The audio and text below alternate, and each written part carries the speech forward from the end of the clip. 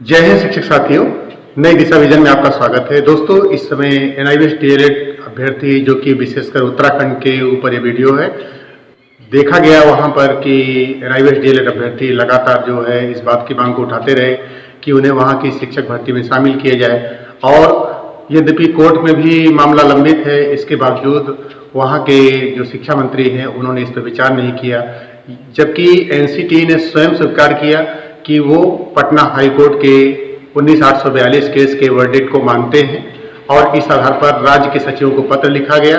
दोस्तों, ये सब कार्यवाही कहाँ चली जाती है जब किसी के रोजगार देने की बात आती है, जहां पर देखा गया कि अगर एनसीटी की मानता है, अगर एनसीटी ने पत्र लिखा है राज्य सचिवों को विशेष रूप से, अगर हाई कोर्ट इस बारे में कह रहे हैं कि यह जो है समानता के अधिकार का उल्लंघन है कि किसी को इस आधार पर रोका जाए कि वो दूरवर्ती शिक्षा प्राप्त किया है, और विशेषकर जबकि इग्नू को शामिल किया जाए और एनआईवीएस को शामिल न किया जाए, यह बात भी बहुत समझ से परे आती है। आखिर लोकतांत्रिक ढांचा कहाँ पर जो है जा रहा है, किस आधार पर खड़ा हो रहा है और उसके पीछे क्या क्या सरकार की दलीलें हैं, यह बात समझ से परे होती है। यहाँ पर देखा जाता है कि जब मान्यता मिलती है तब ये कहा जाता है कि अभी जो है इसको हम शामिल नहीं कर सकते हैं, पता नहीं शिक्षा नियमावली में संशोधन की बात सही है या उसके पीछे कोई राजनीतिक स्वार्थ निहित है।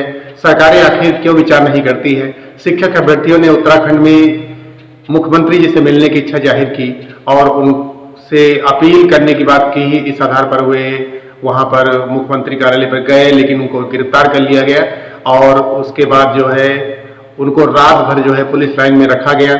यह बात एनआईवीएस डीएलएड अभ्यर्थियों को समझ में नहीं आ रही है कि अब एनसीटी ने मान्यता दी है तो ऐसे आधार पर क्यों रोका जा रहा है। यद्यपि ये मामला उत्तराखंड हाईकोर्ट में लंबित है, सुप्रीम कोर्ट ने स्पष्ट रूप से कह दिया कि वे अभी इस मामले में सुनवाई नहीं कर सकते क्योंकि यह मामला हाईकोर्ट में लंबित है और हाईकोर्ट को जल्द से जल्द सुनवाई करने का आदेश दिया। लेकिन वहां पर हाईकोर्ट से अभी तक कोई नतीजा नहीं रहा, यानी जो कुछ भी बात रही वो बेनतीजा रही। तो इस आधार पर क्या मजबूरियां हैं, आखिर इसके लिए जो है कौन जिम्मेदार है और ये परिस्थितियां क्यों हैं? क्योंकि जिनको पढ़ना चाहिए, जिनको पढ़ाना चाहिए वो आंदोलन करें।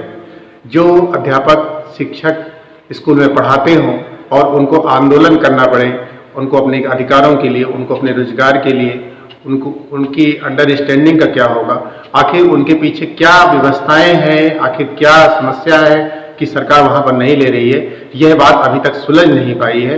राजस्थान में भी इस तरह की समस्या है। अभी रीट के परीक्षा फल को कोर्ट के निर्णय के अधीन रखा गया है, तो कुछ लोगों ने हालांकि बताया कि हमारा रीट का परीक्षा फल आ गया है, तो चूंकि अदर से ऑप्शन फार्म भरा गया था इसलिए परीक्षा फल कंप्यूटर पहचान नहीं पाया और कंप्यूटर से रिजल्ट आ गया। लेकिन यहाँ पर यह बात नहीं कही जा सकती है। अभी तो वहां भी इसी प्रकार से कोर्ट के निर्णय के अधीन, यानी जब तक सुनवाई चलेगी तब तक उसका परीक्षाफल घोषित नहीं होगा। यह बात राजस्थान में भी है।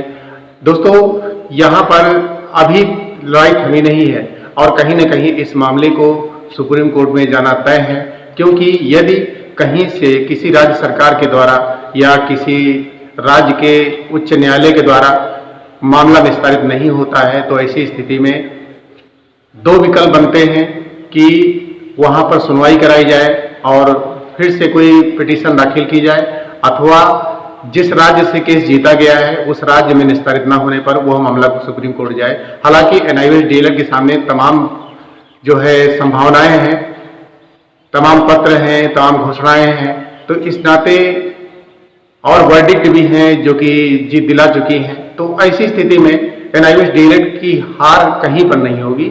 लेकिन जब तक मामला कहीं पर फाइनल नहीं होता है तब तक इस बारे में कुछ भी कहना जल्दबाजी होती है। तो इस बारे में कहीं ना कहीं ये मामला सुप्रीम कोर्ट जाएगा और जैसे कि उत्तराखंड की परिस्थिति और स्थिति स्पष्ट हो रही है, यद्यपि सुप्रीम कोर्ट एक बार जाकर के लौटा है लेकिन दोबारा फिर संभावना बन रही है। अभी जब तक कि वहां के हाई कोर्ट के द्वारा कोई डिसीजन नहीं आता तब तक मामला उसी पर ज्यों का त्यों अटका हुआ है। हालांकि शिक्षक अभ्यर्थी लगातार वहां पर इस मांग को कर रहे हैं कि माननीय मुख्यमंत्री जी से उन्होंने गुहार लगाई है कि वो अपनी बात को उनके सामने रखना चाहते हैं और वो चाहते हैं कि उन्हें जो उसमें इस समय की शिक्षक भर्ती प्रक्रिया है उसमें शामिल किया जाए। तो आज की खबर में इतना ही, लेकिन ये बात विचार करने योग्य है कि एनसीटी का मान्यता पत्र, पटना हाईकोर्ट और त्रिपुरा हाईकोर्ट की वर्डिक्ट और इसके साथ साथ तमाम ऐसे जो निर्णय आए हैं उत्तर प्रदेश में जिसमें भी पेटिशनर को और फॉर ऑल भी अलाउ किया जा चुका है संदीप जी के केस में। तो ये जो जजमेंट है, ये जजमेंट इसी बात को इशारा कर रहे हैं कि एनआईवीएस डीएलएड अभ्यर्थियों को न्याय मिले और उन्हें रोजगार का अवसर भी मिले। तो आज की वीडियो में इतना ही, फिर मुलाकात करेंगे आपसे अगले वीडियो में। अगर आपने चैनल को सब्सक्राइब नहीं किया है तो सब्सक्राइब जरूर कर लें, क्योंकि वीडियो आपको चैनल पर ही आकर के मिलेंगे, यूट्यूब सर्च के द्वारा ही मिलेंगे। तो मिलते हैं आपसे अगले वीडियो में। नमस्कार, जय हिंद।